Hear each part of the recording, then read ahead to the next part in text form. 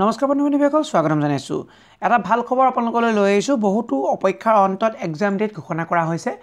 নমস্কাৰ বন্ধু-বান্ধৱীসকল, মোৰ নাম আছে শ্ৰী অংকুৰ শৰ্মা আৰু আপোনালোকে চাই আছে আপোনালোকৰ আপোন চেনেল জব মেল আছাম অংকুৰ, য'ত অসম তথা কেন্দ্ৰীয় চৰকাৰৰ বিভিন্ন চাকৰিৰ লগতে চাকৰি সম্পৰ্কীয় বিভিন্ন তথ্যপাতি আৰু প্ৰয়োজনীয় প্ৰশ্ন কাকতসমূহ আলোচনা কৰা হয়।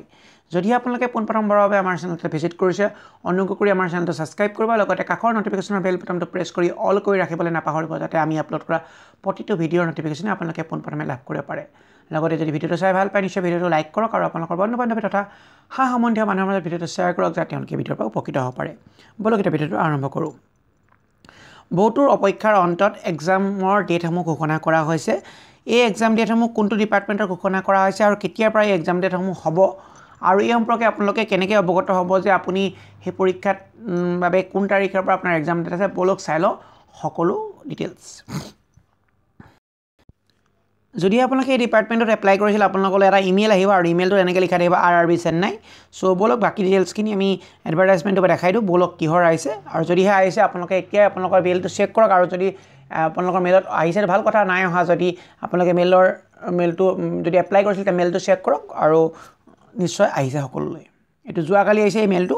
চব আৰু দেৰি নকৰি ডাইৰেক্টলি আহিছোঁ কোনটো ডিপাৰ্টমেণ্টৰ, government of India ministry of railway recruitment বৰ্ডৰ ফালৰ পৰা এই নটিফিকেশ্যনখন আহিছে। অৰ্থাৎ ইণ্ডিয়ান ৰেলৱেৰ যি এক্সাম আছিল আৰু সেই এক্সামৰ এডভাৰটাইজমেণ্ট নম্বৰ আছিল CEN 01/2019 আৰু এই 19ৰ যি আছিল for recruitment of the various NTPC graduate and under graduate posts, তাৰ কাৰণে তেওঁলোকৰ এক্সাম ডেট ঘোষণা কৰা হৈছে।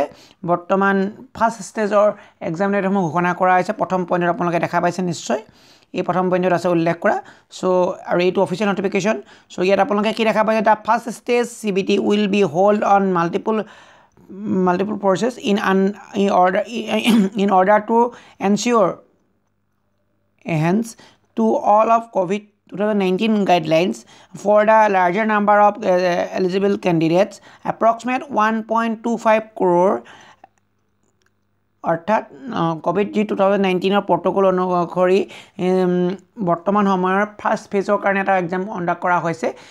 যিহেতু কেণ্ডিডেটৰ সংখ্যা প্ৰায় 1,25,00,000 আছিল। চ' 1,25,00,000 কেণ্ডিডেটৰ ভিতৰত বৰ্তমান তাৰ এটা ভাগ অৰ্থাৎ 25,00,000 কেণ্ডিডেটৰ কাৰণে বৰ্তমান পৰীক্ষা অনুষ্ঠিত কৰা হৈছে। বাকী কেণ্ডিডেটসমূহৰ পৰীক্ষা পিছৰ পৰ্যায়ত অনুষ্ঠিত কৰা হ'ব। যদিহে আপোনালোকলৈ মেইল অহা নাই, ভয় খাবলগীয়া একো নাই। অসমৰ RRB গুৱাহাটীৰ ফালৰ পৰা ইমেইল নাই হোৱা, RRB চেন্নাইৰ ফালৰ পৰা মেইল হৈছে। চেন্নাই গোটেই আমাৰ এইখিনি বৰ্তমান কণ্ডাক্ট কৰিছে। চ' 23,00,000 কেণ্ডিডেটৰ কাৰণে যি পৰীক্ষা মেইন বৰ্ড হ'ব RRB চেন্নাই। চ' চেন্নাই কণ্ডাক্ট কৰিব গোটেই পৰীক্ষাখিনি, আৰু এই পৰীক্ষা অহা 28 ডিচেম্বৰ 2020 পৰা 13 জানুৱাৰী 2021লৈকে অনুষ্ঠিত হ'ব। অৰ্থাৎ 28/12/2020 পৰা 13 জানুৱাৰী 2021লৈ আৰম্ভ হ'ব। অৰ্থাৎ আমাক প্ৰায় 15টা দিন বা 16টা দিন সময় দিছে। এই 16টা দিনৰ ভিতৰত এই পৰীক্ষাসমূহ অনুষ্ঠিত হ'ব। অসমকে আৰম্ভ কৰি RRB চেন্নাই আণ্ডাৰ বিভিন্ন ধৰণৰ, এতিয়া আমি যদি অসমৰ কথা চিন্তা কৰোঁ, অসমক তথা নৰ্থ ইষ্টকে প্ৰমুখ্য কৰি বিভিন্ন ধৰণৰ ষ্টেটত, আৰু ইয়াত বাকী যি 1,25,00,000 কেণ্ডিডেটৰ ভিতৰত 1,20,00,000 কেণ্ডিডেট থাকি যাব। সেইসমূহৰ পৰীক্ষা পিছৰ পৰ্যায়ত অনুষ্ঠিত হ'ব। কিছু ষ্টেটত COVID-19 এতিয়াও পৰিস্থিতি নৰ্মেল হোৱা নাই, সেই হেতুকে সেই ষ্টেটসমূহত পৰীক্ষা অনুষ্ঠিত নহয়। চ' ভয় নাখাব যদি আপোনালোকৰ হোৱা নাই। আৰু যদি আপোনালোকে মেইলটো লাভ কৰিছে, তেতিয়াহ'লে আপোনালোকৰ এক্সাম চিটি আৰু এক্সাম ডেট সম্পৰ্কীয় মেইল আপোনালোকে নিজৰ যি RRB আছে তাত গৈ চাব পাৰিব। অসমৰ কাৰণে RRB গুৱাহাটী ছাইটত গৈ আপোনালোকে চাব পাৰিব। আৰু লগতে ST যদি কেণ্ডিডেট হয়, আপোনালোকৰ যিখন অথৰিটি পাছ, অৰ্থাৎ যিখন আপোনালোকৰ ফ্ৰী ট্ৰেন্সপৰ্টৰ পাছ অৰ্থাৎ ৰেলৱেৰ ফালৰ পৰা প্ৰভাইড কৰে, সেই পাছখন আপোনালোকে 10 দিনৰ পূৰ্বে লাভ কৰিব পাৰিব। আৰু 4 দিনৰ আগত আপোনালোকে আপোনালোকৰ এডমিট কাৰ্ডখন ডাউনলোড কৰিব পাৰিব। চ' মানে আপোনালোকে লিংকটো খোলাৰ লগে লিংকটোত আপোনালোকে এক্সাম চিটি ডেট দেখা পাব আপোনালোকৰ পৰীক্ষা, আৰু 4 দিনৰ আগত আপোনালোকৰ এডমিট কাৰ্ডখন ডাউনলোড কৰিব পাৰিব।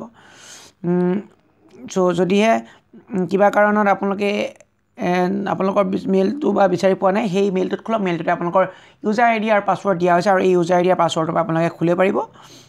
চ' আপোনালোকৰ যেতিয়ালৈকে আপোনালোকৰ বস্তুখিনি খুলি নিদিয়ে তেতিয়ালৈকে অপেক্ষা কৰক। RRB ৱেবছাইটৰ ফালৰ পৰা চব নিজৰ RRB খুলি দিব। চ' ইয়াকে ক'লোঁ। আৰু বহু পৰীক্ষা অন্তৰ আহিল, কাৰণ আমি 2019 চনতে এপ্লাই কৰিছিলোঁ। 19 চনৰ পৰা আজি 20ৰ এণ্ডিং পৰ্যায়ত। চ' ইয়াৰ পৰীক্ষাৰ ডেটসমূহ ঘোষণা কৰা হৈছে। চ' প্ৰায় 1.5 বছৰতকৈ অধিক সময় আমি পৰীক্ষাৰ কাৰণে অপেক্ষা কৰিলোঁ। অৱশেষত পৰীক্ষাৰ ডেট আহিল। ধন্যবাদ। জয় অসম।